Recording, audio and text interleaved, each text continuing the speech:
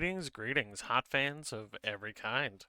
Today we've got a replay cast of NGS Season 19 Division B East versus Fundamentals versus Start Slow, then Taper Off. Sorry for being a little bit late here. Was definitely not losing track of time.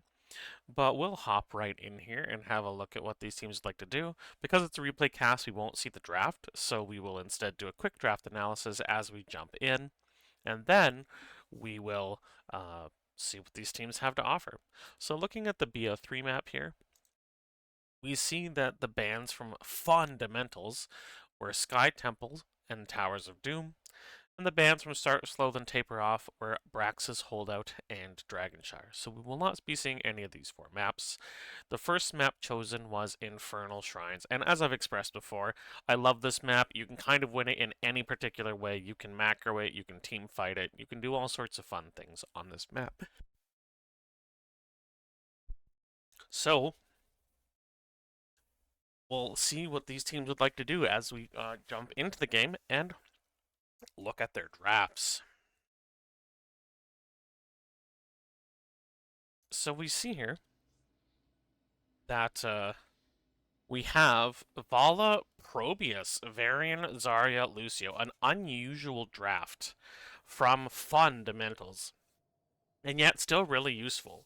On the one in the 4-man, you do have a Vala hyper carry composition with the Zarya, Varian, and Lucio designed to let Vala do whatever she wants and have the opportunity to blow one person up with the Varian Taunt.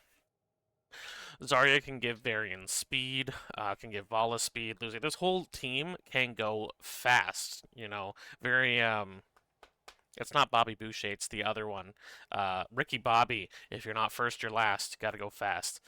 And the Probius in the offlane is incredibly interesting. It has really good clear. It's very hard to catch. It can be extremely annoying when played well. And I have to assume that by the time you're playing NGS in B East, you're probably pretty darn good. So it'll be interesting to see Probius. The other nice thing about Probius on this map specifically is Vala will not have the fastest Shrine Clear, but Probius Shrine Clear will be excellent with those W's of his that explode. You may have to forgive me. I am not super familiar with the names of Probius abilities because I don't play him and I have not seen him in any of my previous NGS casts, so I will be learning along with you. But an interesting comp. It's a Vala Hypercarry comp with Probius to do burst and Shrine Clear. Depending which build Vala goes, which we haven't seen yet, she could go auto with all this protection. She can go W build to try and clear Shrine faster. And she can also go Q build if she so desires. It lets her clear out Punishers faster if they go against her, and it makes her a lot more dangerous against Chromie and Aria later in the game. So really, all of the options are on the table for this for Styx's Vala. So interesting composition. I like it. I always like when we see something fun. And thanks for the follow, King Exta. On the other side, we have Leoric, Chromie, Muradin, Tychus, Ariel. And I would say this is a lot of picking best in slot. Chromie, probably the best mage right now. Leo, one of the best double soakers in the game at the moment. Muradin is just an all-around great tank. Tychus gives you a chance to kind of blow through the shield and health that Zarya and Varian provide. And Ariel is probably the best healer at the moment. No cleanse, but that's not as much of a problem with this team composition. Muradin does have the second wind or third wind if he specs it. Tychus has a dash. Chromie stays far back, and Leo has a Wraith Walk. So they've even got a team that doesn't necessarily require a cleanse. It'd still be helpful, but Ariel has good enough healing throughput that it's not always necessary. So I would say we have a standard and excellent comp with some of the best characters you can pick versus an unusual comp, but it could really pay off unless it doesn't sort of idea. It's either going to be awesome and take them right to victory because it's very cleverly constructed, or because it's not meta, it's going to struggle up against some very strong. Like, if Probius takes, I think, 2 Dragon's Breaths, he's either going to be so low he has to back out or he just dies. Especially if a couple Qs go in there. Leo can put pressure on Probius because he can just E through the slowing zones. So they definitely have tools for dealing with a Probius, at least on shrines. But again, if it's well played, Probius can be impossible to catch. So I'm really curious to see which team kind of realizes their vision in this game. Let's get started. In the blue, representing the high heavens, but playing for Team Fundamentals, we've got Stixa on Vala, It Wasn't Me, playing Probius, Ronin on Varian, Rock Ripper 21 on Zarya, and Lady Ronin playing the Lucio. And in the red, representing the Burning Hells, we have the team known as Start Slow, Then Taper Off. We've got Zero Day Attack on Leoric, Shadow Droid on Chromie, Honey Badger playing Muradin, Arlu on Tychus, and Fading Cheshi on the Ariel. Welcome, welcome. So we do have auto attack Vala. We've got cannon build Probius, Lion Fang, or Lion's Maw with all those Lion Fangs for Varian.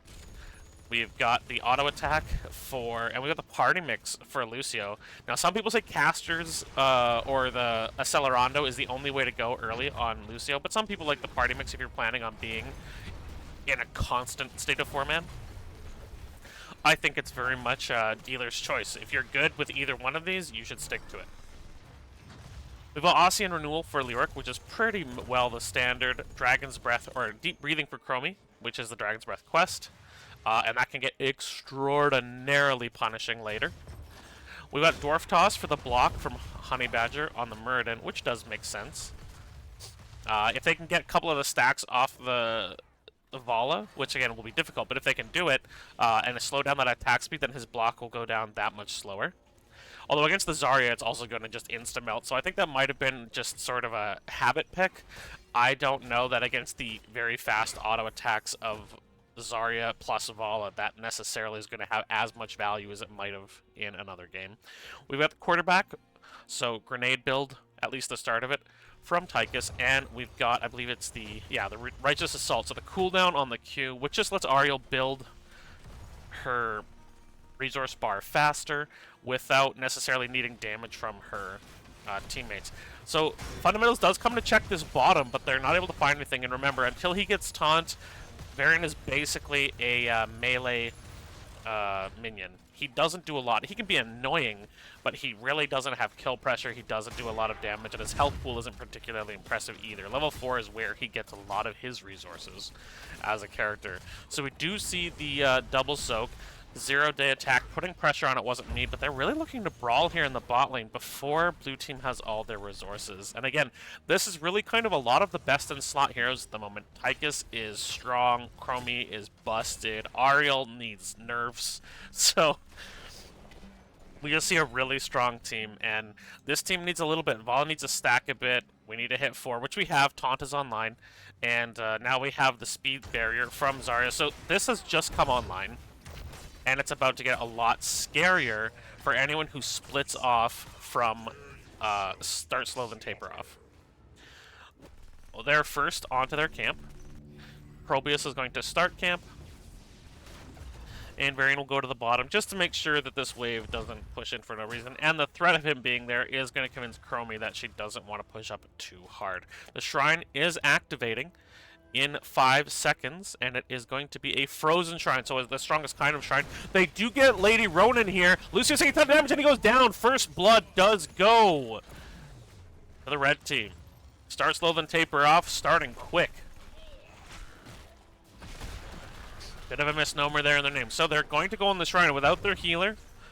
It's going to have to be patience here from their team. A great time trap proc, and the stun and damage onto Ronin. Taking a ton of damage. Good Zarya barrier, but still half his hit points are gone. So this will give basically full priority to the members of Start Slow Then Taper Off. They will get the first Punisher, barring a miracle here. Oh, and a lot of half the hit points of Stixa goes down there. I can't imagine if it were the Chromie. So they're going to have to stay back, defend this frozen Punisher, and remember that their buildings will go down, and if they get jumped on, they may get frozen from the follow-up, so they need to be careful here. There's the jump from the Punisher. It will jump again in approximately 15 seconds. The freeze onto Lucio. The buildings are frozen, and the gate is going down from the members of Start Slow and Taper Off. The Punisher is going down very quickly, a whip onto Varian, and there's another jump, but it won't be particularly punishing as they clear out the minion wave here. There's a number of tanks that can really benefit from the Zarya, and Varian is one of them, Garrosh is another. So Lucio and Zarya giving kind of double speed does enable their comp, but they kind of need the red team to play into it. Now it looks like they're looking for a gank on it. Wasn't me. He's trying to get away, but he's slowed by the swing of the Skeleton King, and he's killed! A good gank, and a team that wants to get picks is in fact getting picked right now. On the other hand, the blue team realizing there's 4 top immediately invades their camp and is going to steal Siege Camp away from Start Slow then Taper Off. And they need to do something to get some experience. They're almost a full level behind right now, and they do not want to be hitting 10s that late. They're going to jump onto Arlu. He's taking a ton of damage. He does go down. Honey Badger with the attempted stun for a save, but it is too late, and Tychus is dead. It's about damn time.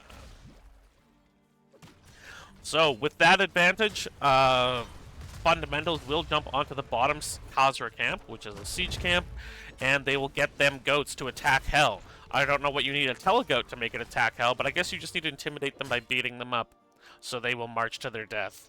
It's kind of rude. And they will finally take their final Khazra camp, which should, with the help of this wave as well, get them a bit closer to matching the experience of their opponent. Now, Liark gets almost nothing from draining hope on the little probe. His health pool is so tiny that the health that Leo gets back is not great. We do see it's going to be Temporal Loop as opposed to Slowing Sands for the Chromie. We do see the Master Assassin with the Melting Point, so this is very likely an Odin build. And Odin is considered the better build on this map, generally. It helps you clear minions very quickly. It helps you siege down or defend siege. So Odin very, very strong on this map as a tool. And Drill, while it can be useful, it just doesn't have the same level of utility that Odin can provide. So Honey Badger looking to see if they want to come this way, but they do safe rotate. The two teams are basically being patient with it now. But now 10s are out for both teams. We do have the Entomb Avatar. Odin does come out. Ariel has not yet chosen an ultimate, which is interesting. Both Resurrect and Aegis have their strong points. And against a pick comp, Resurrection can basically undo a bunch of work and steal a bunch of resources. Aegis can too, but it depends based on how confident you are. On the other hand, we have Rain of Vengeance for Vala. We have Null Gate, so a huge slowing gate that lasts 8 seconds? 4 seconds. For the probe, we've got Parry Wall, Shield Wall for Varian, Graviton Surge for Zarya, so pulling people in, and the High Five from the Lucio. So out comes the fight. A big team by Honey Badger has to jump out. Shadow Droid is captured in the Graviton Surge, but this fight is very split. Styx is taking a ton of damage. Entomb is dropped, and so Arlu is going to drop his huge Odin auto attacks in there. The W comes out. Styx and Ronan are so very, very low. He manages to protect, and Styxa has to run away, and now this fight is very split.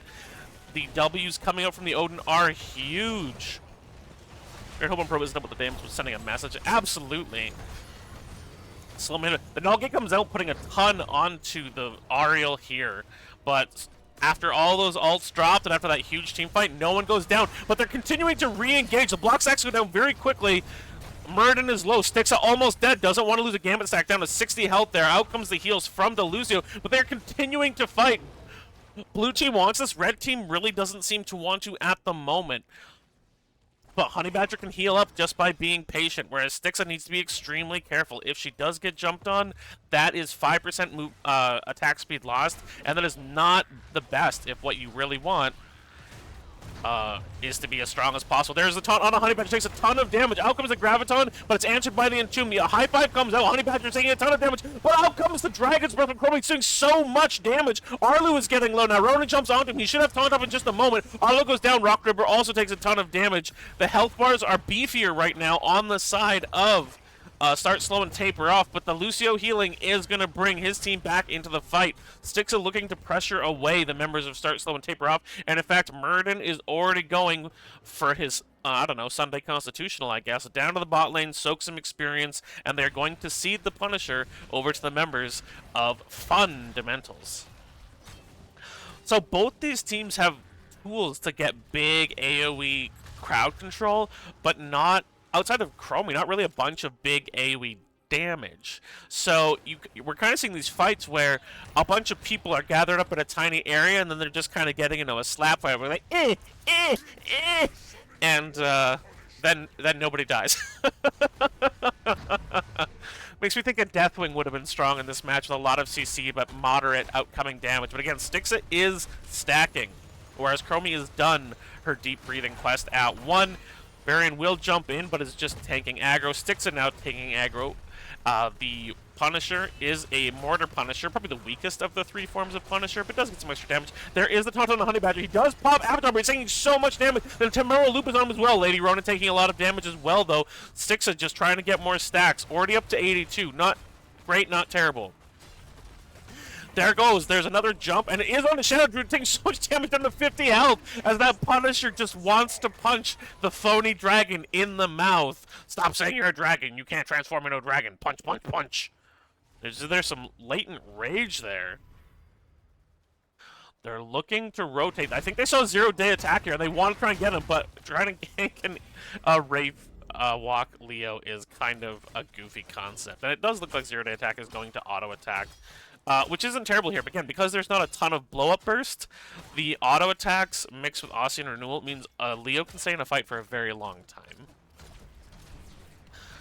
Of course, Probius does have burst, but he needs to be extremely careful where he's positioned in the fight. And when that Silence Entomb comes out at 20, if that's indeed what he takes, it will make life extremely difficult for anyone caught in it.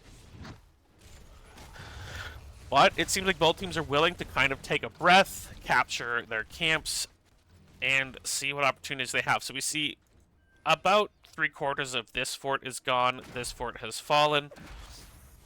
But we're 11 minutes into the game, and there isn't a huge advantage to one side or the other, although we are seeing a fight in the bottom. The Graviton Surge does come out. Stixa getting very low. Arlu is targeting her. Rock Ripper has put a shield out. There's the high five on a Stixa, but now, oh, a great high five there by Lady Ronin, keeping Ronin from being killed. He slows down Honey Badger, but Arlu just wants to take the gambit off this Vala. Oh, the stun and 2 hits of the Dragon's Breath puts her at 300 health as she needs to get out here. And this comp is really struggling. Stixa needs to be careful. If she takes another grenade or another Dragon's Breath, she might die. Rock, Chromie give him 100% transform to Dragon. Is her dragon flying over an area? That's not her flying over the area. She just has a dragon who's a friend. You know, she's got a friend from Canada who happens to be a dragon. We know how this goes. You know, she calls her buddy on her dragon phone, and she's like, "Hey, Tim, you wanna come over here and convince them I'm a dragon?" He's like, "Hey, no, I wasn't doing anything better today, I guess." And she didn't even take that talent this time. She's friends with dragons. I think that's really what Chromie is. She's friends with Dragon, who's a little bit of a dragon poser. But yes, we will see here. Again, both teams playing it very patiently now. The blue team has seen that their pick comp can kind of get pushed back, and the red team realizes that if they make a mistake regarding the pick comp, they can die. So again, both teams just kind of being patient. All ultimates are up at the moment, and the next shrine is activating. It will be an Arcane Shrine headed down the middle lane. The Temporal Loop will come out. It targets Ronin. He's able to get out. He's stunned. He's taking about 1/4 of his health and damage. Honestly, not that much. Here comes the taunt onto the Avatared Murd, and the stun is onto Stixa. She really doesn't want to die here. Oh, the kills are only 2 to do. Again, there haven't been a lot of kills. Tons of CC, no murder this game. Zero attack, ease in. He's just threatening, you know? I am the Skeleton King. Watch your back. Here comes the Entomb, though, and also the Graviton Surge. Honey Badger takes a ton of damage, and instead it's Lucio who goes up first. Ronin is super low, but Arlo taking a ton of damage from the Probius on the back. Zero Day attack is now being attacked by Ronin, but he manages to Wraith Walk out. These autos from Stixa are starting to really hurt with 115 stacks. But here comes the Dragon's Breath, a chunk of damage onto Stixa. And again, it's just a 1-for-1. The Lucio goes down, the Tychus goes down. Both teams take a moment to catch their breath. Now, Vala has hit a big power spike with the Manticore. She hits a lot harder now. I can't discuss Probius talents at all because it's dumb. Oh, but we do see onto the probe is the Temporal Loop. It wasn't me, gets extremely low, but those auto attacks are chunking Zero Day to a tremendous amount. The Dragon's Breath comes out, doesn't hit anybody this time. The stop is onto Varian, and it looks for the moment like fundamentals are the ones taking the point. Start slow and taper off is keeping their distance. They're being patient. Do they think they can get in here? It doesn't seem like it. They're already down 34-8. So instead, Murden is bottom soaking. Leo is top soaking. They're going to give over an Arcane Punisher, which is probably the mid power of the Punishers. Frozen strongest, then Arcane because the AoE damage.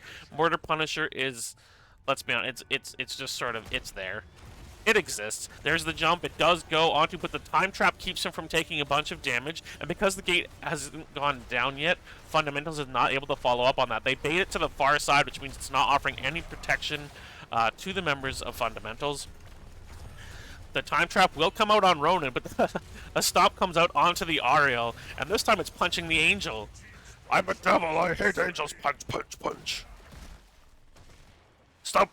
Yeah, they summoned a demon to punch demonic things, and he immediately punches the angel. That seems thematically correct, at the very least.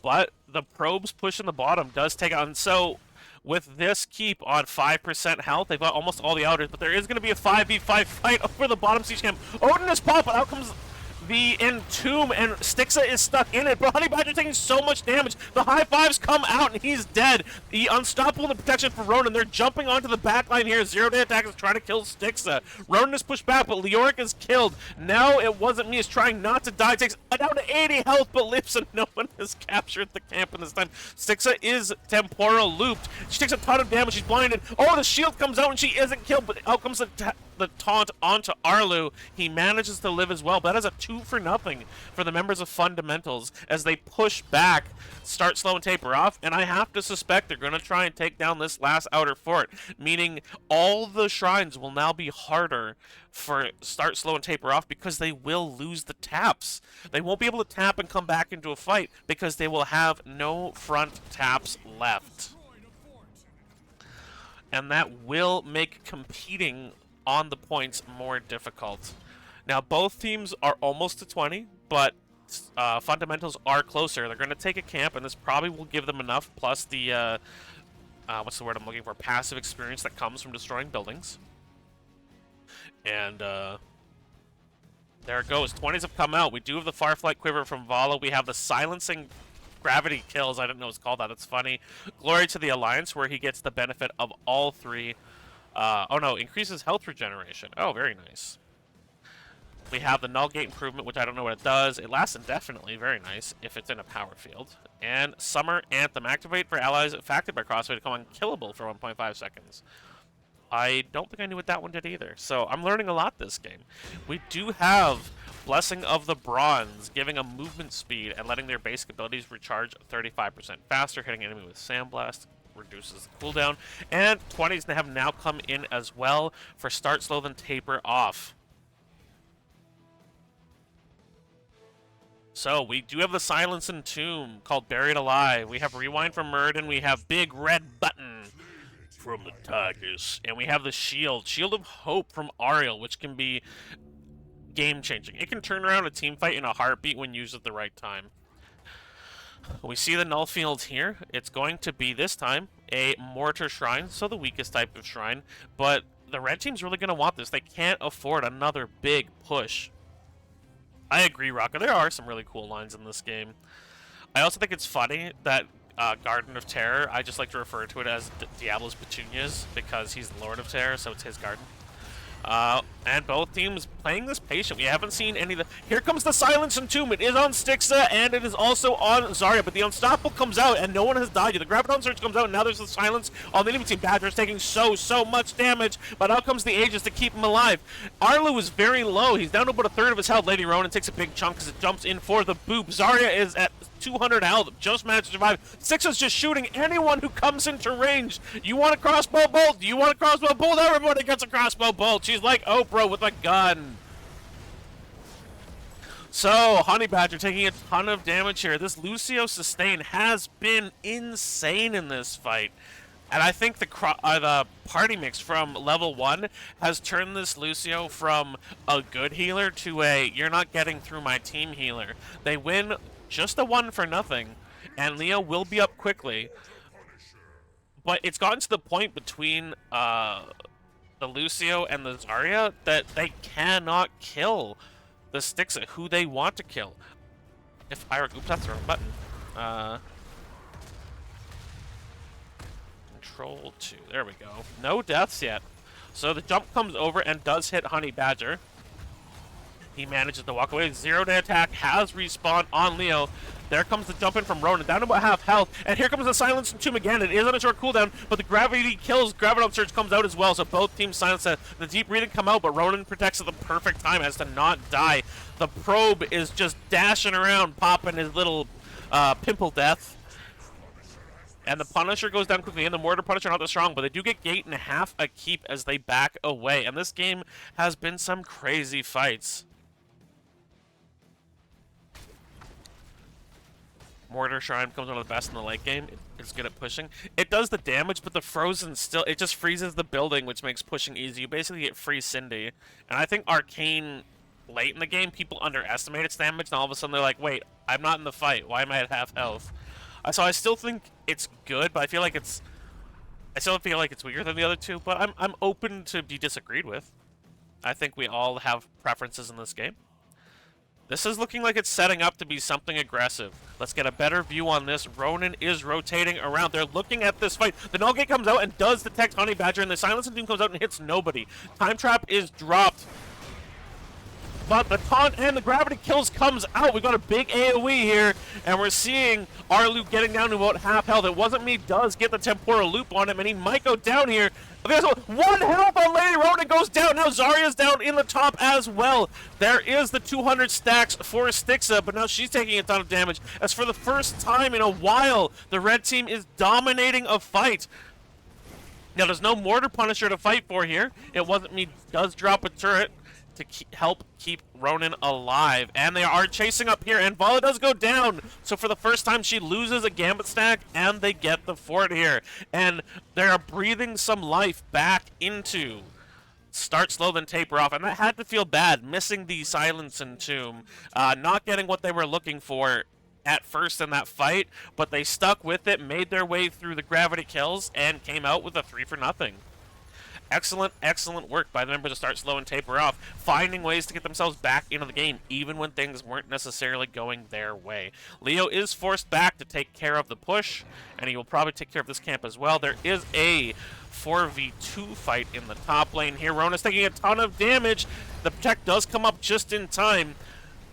It wasn't me. He needs to be extremely careful of Shadow Droid's temporal loop when it comes back off of cooldown. And seeing as you unlike me, they can't see their opponent's cooldowns. They need to be aware. So 7 seconds and Vala will be back, and then it will be full team-on-team team fight. And again, this really helped, but there's still no keeps down on the side of fundamentals. They still have a big lead in this game in terms of the map pressure. They have a catapult in every way compared to no catapults in the bot lane, which in and of itself, especially with this being in the top lane, is going to pressure them. It's going to make life more difficult, but now they also don't have tap in the top lane. Both sides have their bruiser camp. This will be an Arcane Shrine, so lots of AoE damage around the Punisher, whoever gets it this time. The Shrine is activated, but that is more of a bait. They're not actually looking to get started here. Both teams coming in. Leo's going to look for a good entomb. You don't want to group up against the Buried Alive. Honey Badger activates the Avatar. Sorry. And there's two. Stixa gets caught in there. A lot of damage coming out. The Unkillable is procced. Lucio keeping his team alive. But here comes... Oh, a ton of damage. And Lodi Ronan gets caught as well. Dead. Stixa gets stunned. It's taking a ton of damage. Dead. Ronan and it wasn't me, the only ones left alive. But this time the follow-up has been excellent. They were struggling to find ways to kill people. They have fixed that problem. If they catch the healer, or they've been catching Zarya and Stixa, the Vala, together. But with a 4-for-0, Probius is going to struggle to defend this all on their own. What a huge turnaround from Start Slow and Taper Off. They found some adjustments to make in their team fight, and they made them 2 huge team fights in a row, losing 0 members. And it looks like game 1 is going to go to the members of Start Slow, Then Taper Off. GG! Goodness gracious, what an exciting game. And honestly, they were behind on kills in those last two team fights. They got a 3 and then a 4. So they got 7 kills in the last about minute and a half, which means they were down 6 to 3 and then they end up being 10 to 6.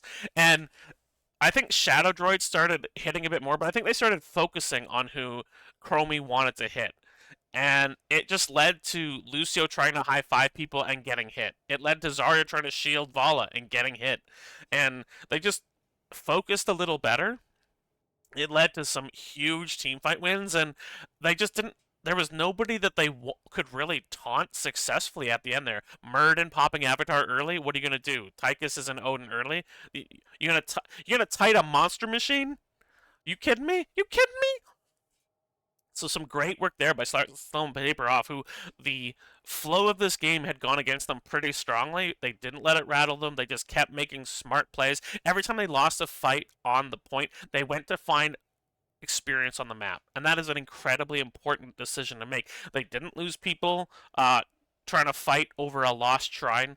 They didn't lose people trying to protect. They played it patient, they played it smart, and it gave them this opportunity. It gave them exactly this opportunity to win 2 team fights and end the game in their favor. That's all it took. You can be losing the whole game, and if you make the smart play, you can come back. And just great play from both teams, but some awesome finish in those last 2 team fights for the members of Start Slow Then Taper Off. So, that is a win to Start Slow Then Taper Off. Well, let me pop out of this replay, and we'll see where the teams will take us for game number 2. If you can't tell, I'm psyched. Everyone loves the underdog story, so. Game number 2 is going to be on Battlefield of Eternity, another awesome map to watch. So a 2-lane map, lots of aggression. You usually have 4-mans on the bottom battling it out, trying to see if they can take camps, if they can push someone out, versus the duelists on the top. The offlaners will kind of battle 1v1. So you're usually looking for a strong offlaner. Artanis is popular here. Thrall is popular here. Things that will attack, that will help you race are often really popular in the offlane here. Whereas in the 4-man, you're looking for race potentially. So Hanzo, Raynor, Li Ming, Vala, all really popular on this map for race. But tanks that can give you space, so things like Garrosh, things like Varian, things that will give you an opportunity uh, to keep the opponent, to defend your immortal, to defend, Belith or Ilarion, whoever you came to the dance with, um, have a lot as value as well. So we're going into game number 2. We'll see if Start Slow and Taper Off can finish this off, or if we're going to see a 3-game series with. They showed really well in the first half of the game. We'll see if Fundamentals are able to bring their fundamentals and push this to game number 3. Let's get going. The overlay not show that we're going to BOE? Come on, show BOE. Show BOE. There we go. All right, but now that we've done that, let's stop showing that screen and go to in-game. So the draft we're seeing from blue team here, which is, again, they did not switch sides, so this is fundamentals. We've got Li Ming, Imperius, Varian, Valera, and Brightwing. So once again, they're going for an interesting, kind of a clever draft. It's not going to have as good... it's not going to be as easy to execute, but there's the opportunity for big plays here. Varian Valera can basically keep a enemy character from reacting, and Brightwing for, let's see, let me count on my fingers, until they're dead. Imperius also has great CC, and Li Ming is good at racing. This 4-man, Imperius, Varian, Valera, Brightwing, not so good at defending everyone, but very good at making sure one person dies, and now they have to try and fight you 4v3, depending on race dynamics, or 5v4. So again, a heavy CC team. I worry a tiny bit about the damage. Varian is sort of a mid-damage tank, mid to low. Imperius is good at melting tanks, but overall isn't the hugest damage character. Valera, if she's allowed to auto uninterrupted, can do damage, but I mean, how often does that happen? Li Ming, really. It's all on Stixa in this game, who played well last game, didn't die. and was chunking people out, but just with the burst wasn't really able to stop things. So this comp, if Ming is racing, I actually worry that even though they can lock people down for approximately forever, that they don't die. That's my only concern. On the far side, we have Yrel, Anduin, Muradin, Chromie, Hanzo. So Chromie Hanzo is extremely disgusting on this map. They can do tons of race, they can do tons of teamfight damage, and they can snipe someone from basically Fog of War. So if Muradin gets a stun, and then Chromie throws in some spells, and Hanzo hits a good W, I would say pretty much anyone on this team, like these three can just get deleted, Ming, Valeera, Brightwing, and Varian Imperius can go down to about half health. Anduin provides tremendous support, great healing throughput, able to pull people out. And Yrel, actually, I would say, is the perfect offlaner for this in a 5v5 team fight. Her ability to disrupt, delay, and both of her ultimates making it possible for them to kill her easily. It's going to be extremely irritating for the 4-man to try and lock her down, or try to lock down her teammates as she's knocking them around, pushing them back, jumping on their faces, either setting down the sacred ground or popping Ardent Defender to just annoy the ass off of them. There's a lot of tools on the red team side to race, but also a lot of tools to prevent what the blue team wants. I actually think this draft mid to strongly favors our red team. Now, again, it's always going to come down to execution, but I do think the blue team is in an uphill battle to take this to a game 3, in my opinion. But enough of my yapping. Let's get started. The blue team, fundamentals, they're representing the high heavens and supporting Ilarion the Angel. We have Stixa on Li Ming. It wasn't me playing Imperius. Varian being played by Ronan. Rockgrip at 21 on Valeera, and Lady Ronan playing Brightwing.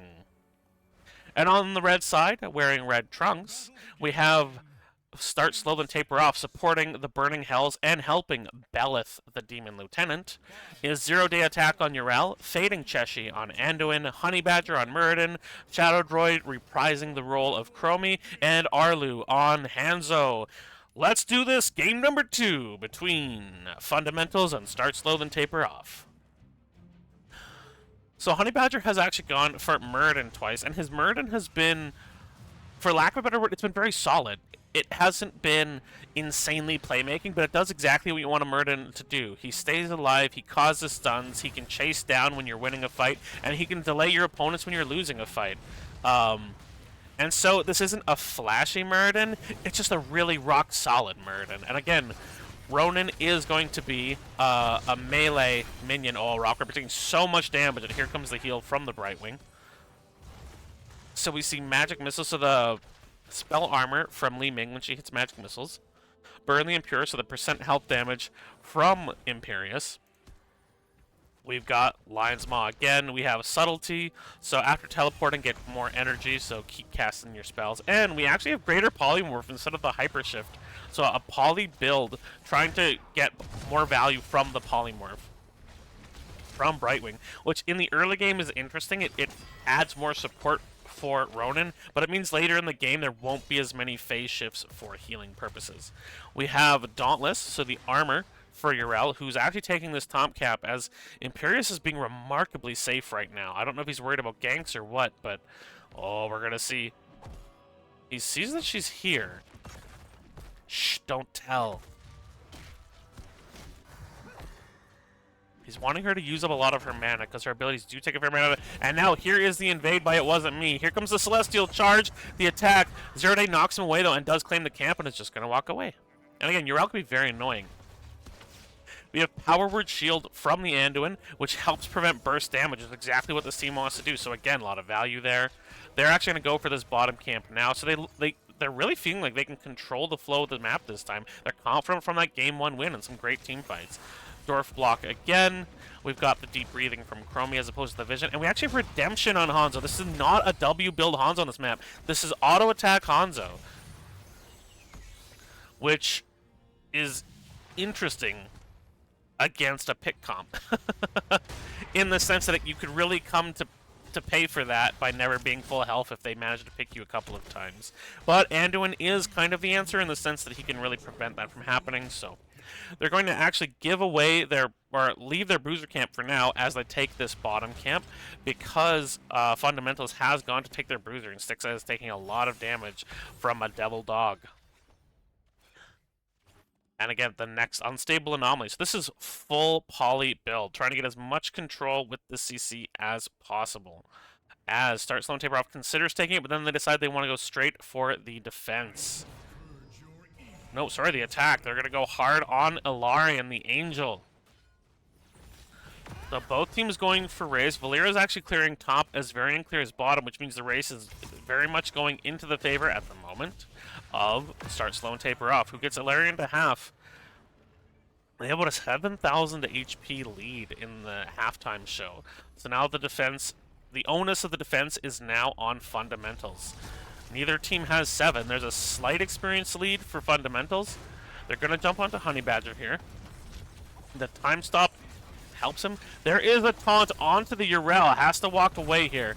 The root does get onto Stixa, who gets poked up by Chromie. The deep breathing coming through, and this is one of the problems of the Chromie Hanzo comp. How are you stopping their poke? You either take it, or you make Ilarion take it, which is not a winning proposition. You need to jump on people, but it's just not happening. They're not able to jump on them. And they seem to realize that. They send Stixa back to race with the Valeera. They jump onto Honey Badger, but now none of their damage is here. Lady Ronin is up really far, but what is she going to be able to do? They lose this race, and Belith is going to make an Ilarion pancake here. Squish! And he steals his wings to make his cute little white shield here. So that's Belith with about a 2/3 shield going into the bot lane here. They are trying to chase down It Wasn't Me. And in a level and a half, Chromie will have an ultimate, which has to be frightening. Because both were... Slowing Sands is incredibly powerful on this map, and we saw last game, once her team got the hang of it, that temporal loop was no fun in games either for the members of Fundamentals. Now, Li Ming can do decent damage here, but again, Valeera's Belith clear is aggressively meh. And they're just 4-man pushing the top lane. They don't care if the demon goes down. Belith feeling very abandoned here. He's got abandonment issues. It wasn't me trying to push back here, but there's not really anything he can do. He's a melee hero. There is the Celestial Charge onto Muradin and the Polymorph, but it goes down. And so they lose the fort that you wouldn't expect them to lose, as the enemy team actually used the demon as a distraction. Now, Arlu is caught here. He is taunted. He's going to have a hard time getting out of this. There's the stun and the blow-up. So first blood at 5 minutes into the game does go to Fundamentals, as Arlu stays a little too long and loses some redemption stacks. On the flip side, the top camp will go over to the members of Start Slow Then Taper Up, who do, I mean, the death to Arlu notwithstanding, do feel like they're slightly more in control of the game at the moment, but the experience is essentially even. Temporal Loop comes out again, and they're going to be able to come down and defend before there's too much damage here. There's the Polymorph to keep Rock Ripper safe. And it seems like this team, they like picking fun picks. They picked a Probius, they picked a Valeera, and it wasn't the same character both times either. Now they're actually looking to hunt the Yrel, who is backing safely here. She is going to get away. They are not able to use the Polymorph phase shift to do something fun, which unfortunately means they've also given up the bottom camp for free, which...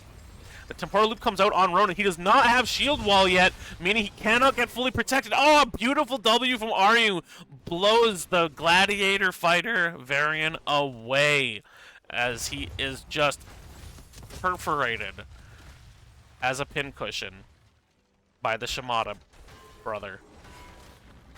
This, with no tank and a siege camp against them, they're going to lose their other fort here. And from a last game where they seemed like they were on the back foot for a lot of it, Start Slow Then Taper Off has not started slow, and they are not tapering off.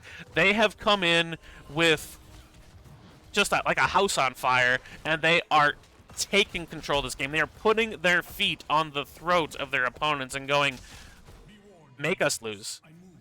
You have to make us lose, because we're not going to make the mistakes that cost us the game. You're going to have to make us fail. 0-day attack there with the Yrel disruption. And again, disruption is a great thing against a team that wants a coordinated attack. And again, they can poke from such long range.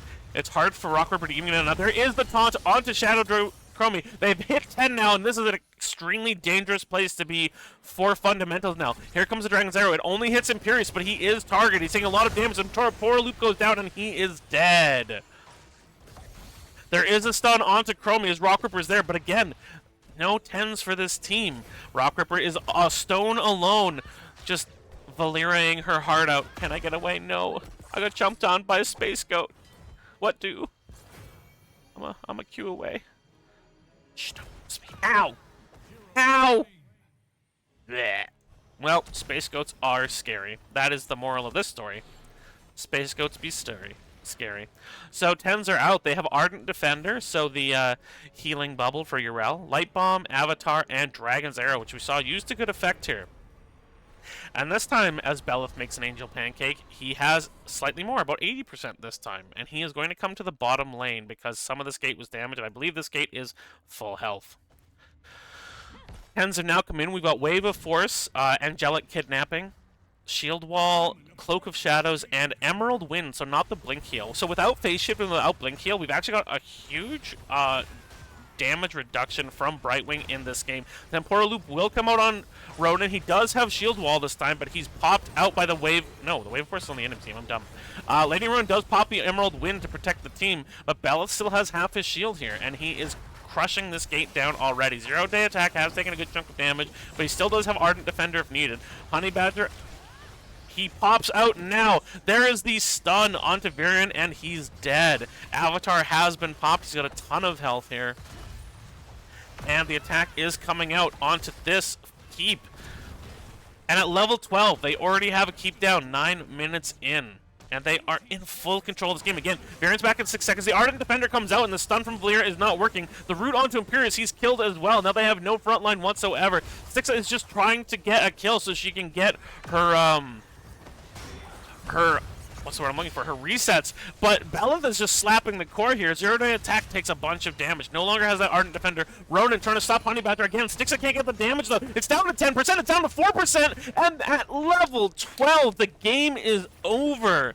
After needing 2 huge team fights to come back late in game 1, Start Slow Then Taper Off dominates Game 2 for a 2-0 series win, a domination.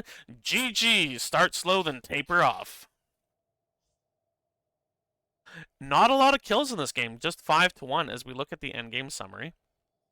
Stixa getting good damage up, but just not able to get the kills, not able to lock things down. And again, I think the Valeera was a brave pick, but it gave them so little early game pressure, with Varian being weak till 4 and less healing from Brightwing, that what we saw here was just, they had complete control. Hanzo, I don't think he was ever finished, so he finished at the very end, but he had 10 stacks in that last fight originally, so he didn't even have his full attack speed. And it didn't matter. Shadow Droid's Chromie was bursting people.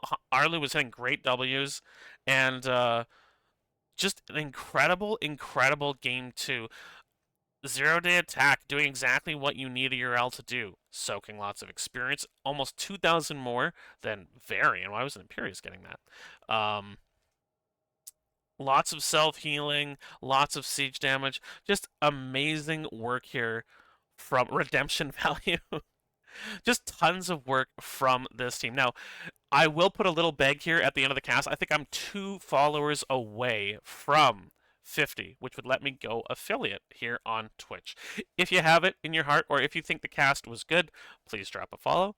Otherwise, thank you so much for joining me. I've been Omster, and this was a great series in Div B East of Season 19 of the NGS. I hope you enjoyed the cast, and I hope you have yourself a great day. Go enjoy yourself some HOTS.